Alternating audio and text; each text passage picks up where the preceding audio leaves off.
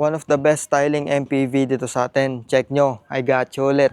No broke boys, no new friends. I'm not pressure, give me my test. Ain't no lie, ain't no shade, but call me then you know he. So this is the 2023 Toyota Veloz V automatic transmission exterior wise. Fresh original paint, auto retractable side mirrors, may camera dito.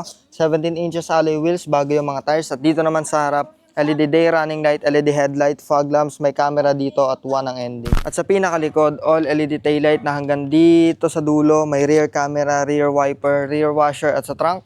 Maluwag ang trunk space at foldable yung third row seat niyan. And guys, keyless entry na rin siya. Kahit nasa bulsa mo lang yung susi, pwede mo siya i-unlock.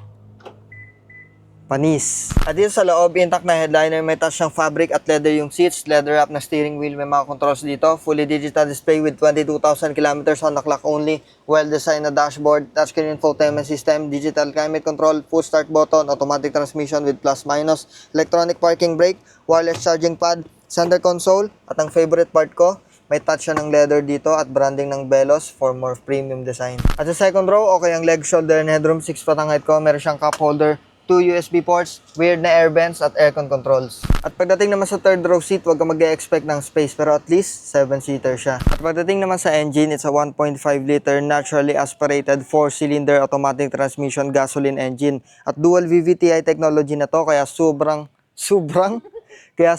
fuel efficient niya at syempre hindi ka papahirapan pagdating sa parts. One of the best styling MPV and spacious para sa family mo. Kaya kung gusto mo to, for only 985,000 pesos, mauuwi mo na to. Open to for cash, trade-in and financing. Kaya tumawag ka na, reserve mo na to. Peace out.